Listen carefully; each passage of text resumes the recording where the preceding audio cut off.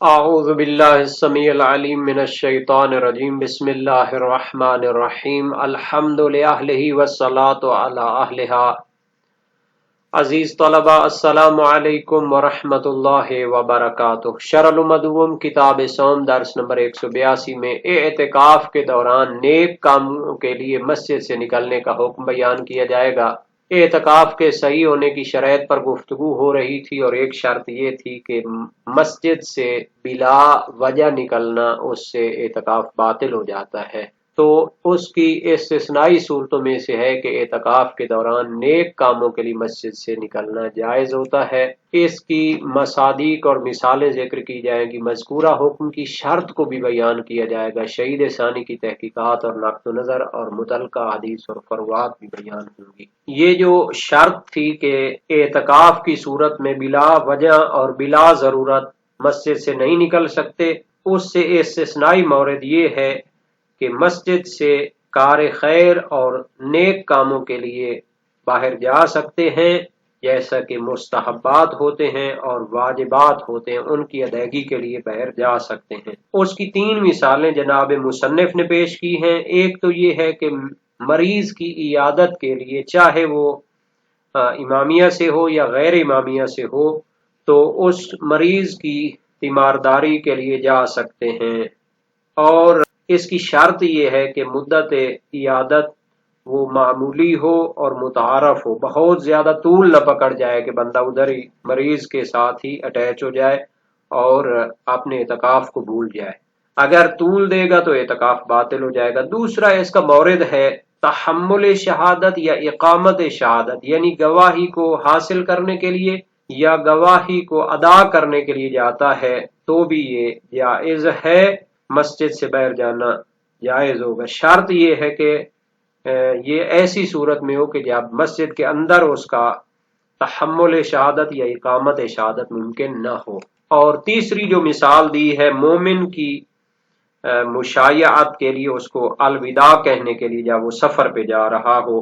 تو اس صورت میں بھی جائز ہوتا ہے۔ تو اس کی عبارت کو دیکھ لیتے ہیں اور مزید اس کی جو شرائط ہیں ان پر بھی گفتگو ہوگی۔ فرمایا او طاعت کا عیادت مریض مطلقا ویلبث عنده بحسب العادت لا ازیدہ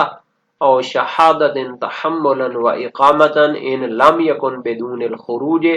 سواء تعینت علیہ ام لا۔ انسان کا مسجد سے نکلنا اطاعت خداوندی کی خاطر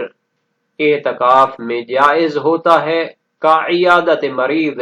جیسے کسی مریض کی تیمارداری کے لیے جانا۔ مطلقاً سے مراد یہ ہے چاہے وہ امامیہ میں سے ہو مریض یا غیر امامیہ میں سے ہو، مطلقاً جائز ہوتا ہے۔ وَيَلْبَثُ عِنْدَهُ بِحَسَبِ الْعَادَةِ، اور تیمارداری کے لیے مصروف رہے گا جتنا عموماً تیمارداری کی جاتی ہے۔ مثلا اگر کوئی رشتہ دار ہے تو اس کے لیے تھوڑا زیادہ بیٹھے گا،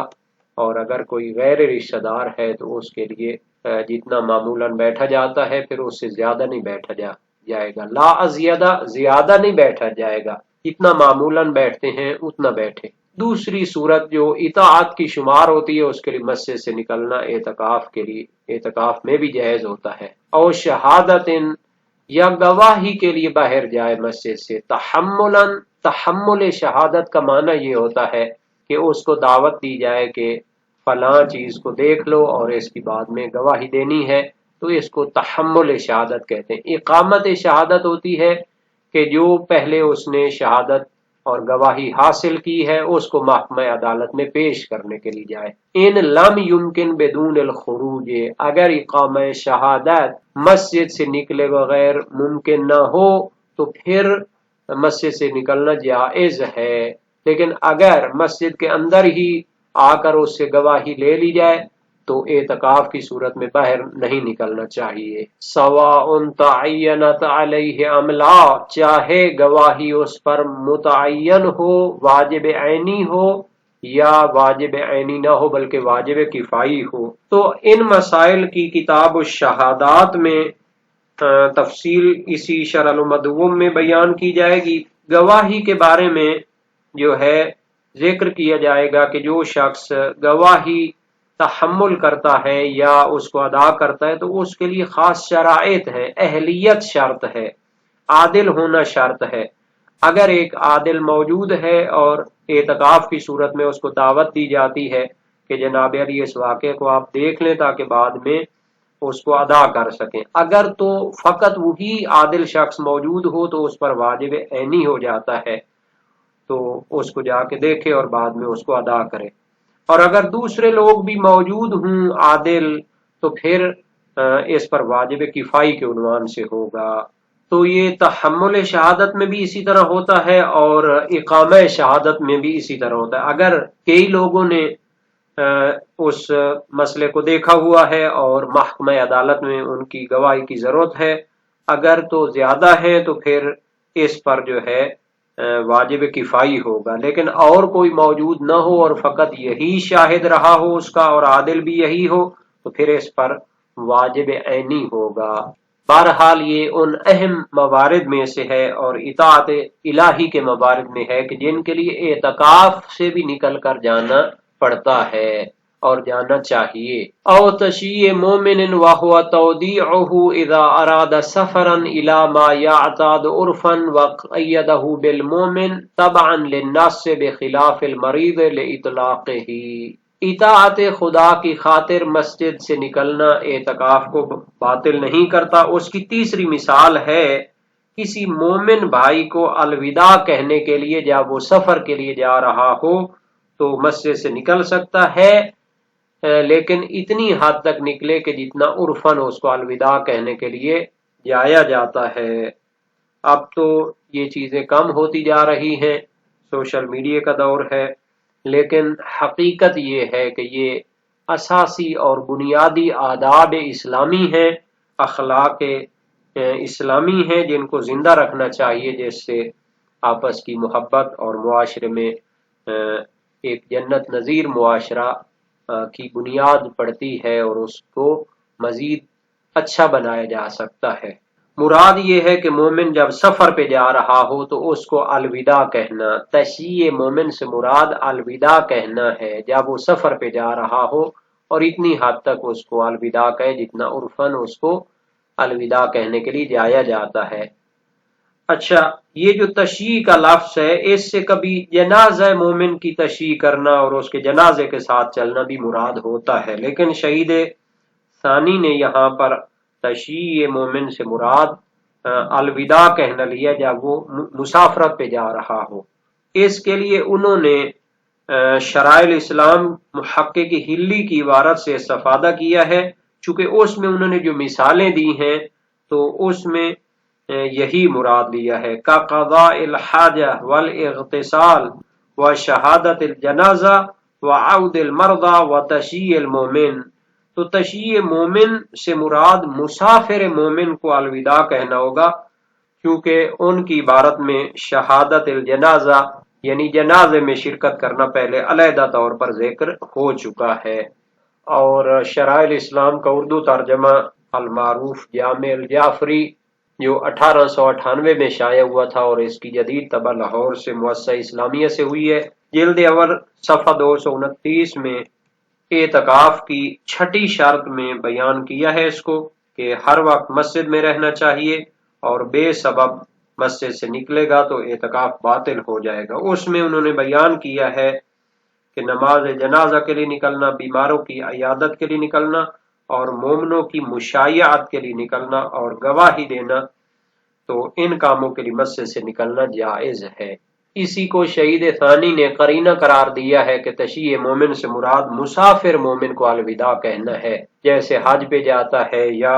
زواری پہ جاتا ہے تو ابھی بھی یہ چیزیں قائم ہے کسی حد تک، لیکن مزید بھی اس کو گہرا ہونا چاہیے۔ مومن جب مسافرت پہ جاتا ہے، چاہے دوسرے کاموں کے لیے مسافرت ہو، تو اس کو الوداع کہنا چاہیے، اس سے پیار محبت بڑھتا ہے، معاشرے میں بہتری آتی ہے۔ شہید ثانی فرماتے ہیں وَقَيَّدَهُ بِالْمُؤْمِنِ تَبْعًا لِلنَّصِّ بِخِلَافِ الْمَرِيضِ لِإِطْلَاقِهِ۔ شہید اول نے تشیع مومن میں تو مومن کی تشیع کی اجازت دی ہے، اعتکاف سے تب نکل سکتا ہے مسجد سے، تب باہر جا سکتا ہے اعتکاف کی حالت میں یا مومن کو الوداع کہنا ہو، لیکن مریض میں فرمایا تھا کہ بطور مطلق وہ جا سکتا ہے، چاہے وہ امامیہ میں سے ہو چاہے غیر امامیہ میں سے ہو۔ تو اس کی وجہ روایت ہے، روایت میں جو اجازت دی گئی ہے وہ مومن کو الوداع کہنے کے لیے جا سکتا ہے اعتکاف کی حالت میں، لیکن مریض کو بطور مطلق اجازت دی گئی ہے، اس کی عیادت کے لیے جا سکتا ہے، چاہے وہ امامیہ میں سے ہو یا غیر امامیہ میں سے ہو۔ ثم لا يجلس لو خرج ولا يمشي تحت ظل اختیارین قید فیہما او فی الاخیر۔ ان اطاعت کے کاموں کے لیے یا پھر اضطراری اور ضروری کاموں کے لیے مسجد سے اعتکاف کی حالت میں باہر جا سکتا ہے، لیکن اس کی ایک شرط ہے کہ نہ تو جا کر باہر بیٹھ جائے اور نہ ہی سایہ کے نیچے چلے اختیاری صورت میں، یعنی وہ ضروری کاموں کے لیے باہر جائے گا لیکن بیٹھنے کی اس کو اجازت نہیں ہے، بلکہ کھڑے ہو کر کسی کی عادت کر لے، کھڑے ہو کر الوداع کہہ لے اور واپس آ جائے۔ اور اسی طرح وہ جب باہر جائے گا ان کاموں کے لیے تو سایہ کے نیچے نہ چلے اختیاری صورت میں، یا تو یہ اختیاری صورت میں جو شرط اور قید ہے یہ دونوں صورتوں کے لیے ہے کہ اختیاری صورت میں نہ بیٹھے اور اختیاری صورت میں سایہ کے نیچے نہ چلے، یا پھر صرف آخری کی یعنی کہ سایہ کے نیچے نہ چلے اختیاری صورت میں۔ لِأَنَّ الْاضْطِرَارَ فِيهِ أَظْهَرُ، چونکہ راہ چلنے میں سایہ کے نیچے چلنا پڑ جاتا ہے اور اضطرار پیش آ جاتا ہے، زیادہ واضح ہے۔ بِأَنْ لَا يَجِدَ طَرِيقًا إِلَى مَطْلَبِهِ إِلَّا تَحْتَ ظِلٍّ، یعنی اس کے لیے مجبوری ہو وہ اپنے مطلب اور مقصد کے لیے کوئی راستہ نہ پائے مگر جو سایہ کے نیچے سے گزرتا ہو، تو اس کے لیے پھر اضطرار پیش آ جائے گا اور وہ سایہ کے نیچے چلنا اس کے لیے جائز ہو جائے گا۔ اعتکاف کی حالت میں اطاعت الہی کے کاموں کے لیے مسجد سے باہر نکلنے کی اجازت پر روایات دلالت کرتی ہیں، جیسا کہ صحیح عبداللہ ابن سنان ہے، صحیح حلبی ہے، تو یہ ساری روایات اس پر دلالت کرتی ہیں۔ صحیح حلبی میں بطور مطلق کہا گیا تھا اور یعود مریضن کے مریض کی عیادت کے لیے وہ جا سکتا ہے، تو اس میں امامیہ اور غیر امامیہ کا بھی فرق نہیں کیا گیا،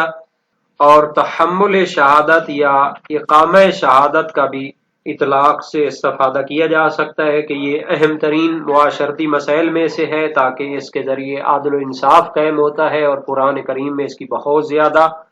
تاکید کی گئی ہے۔ جہاں تک تشیع مومن یا مومن کو الوداع کہنے کا تعلق ہے تو ناس خاص تو اس میں نہیں آئی، لیکن یہ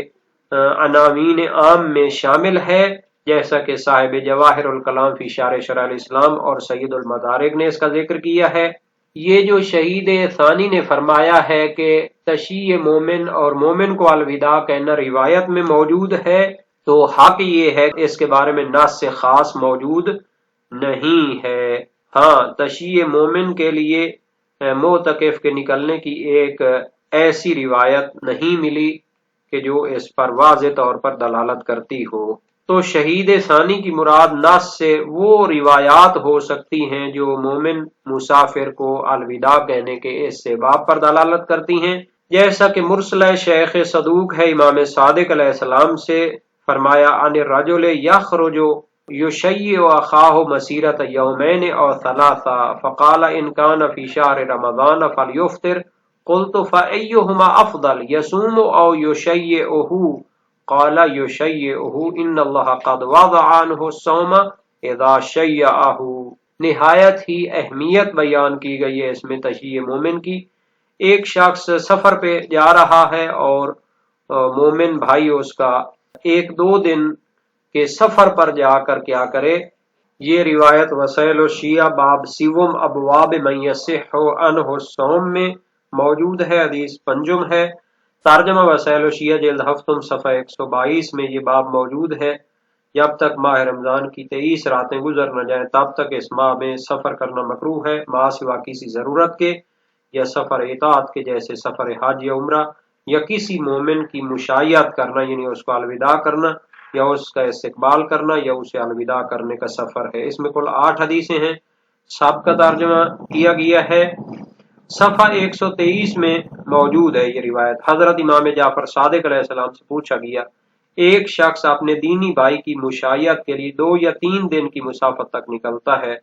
فرمایا اگر ماہ رمضان ہو تو روزہ افطار کرے۔ راوی نے عرض کیا افضل کیا ہے، گھر رہ کر روزہ رکھے یا اس کی مشایعت کرے اور روزہ کی قضا کرے؟ امام علیہ السلام نے فرمایا مشایعت کرے، کیونکہ اس صورت میں خدا نے اس سے روزہ ساقط کر دیا ہے۔ تو ممکن ہے کہ شیخ شہید ثانی نے یہی مراد لیا ہو۔ اور دوسری روایت زرارہ بن آیون کوفی جلیل القدر سکر راوی ہیں، امام باقر علیہ السلام سے روایت کی، سألتہ عن الرجل یشیع اخاہ اليوم والیوم فی شہر رمضان قال یفطر ویقصر فإن ذلک حق علیہ۔ میں نے اس شخص کے بارے میں سوال کیا جو اپنے مومن بھائی جو سفر پہ جا رہا ہے اس کو ماہ رمضان میں 1 یا 2 دن کے سفر پر جا کر اس کا الوداع کرتا ہے، فرمایا وہ روزہ افطار کرے اور قصر کرے۔ یہ اس پر حق ہے کہ مومن کے ساتھ اتنا اس کا خلوص ہونا چاہیے، پیار محبت ہونی چاہیے۔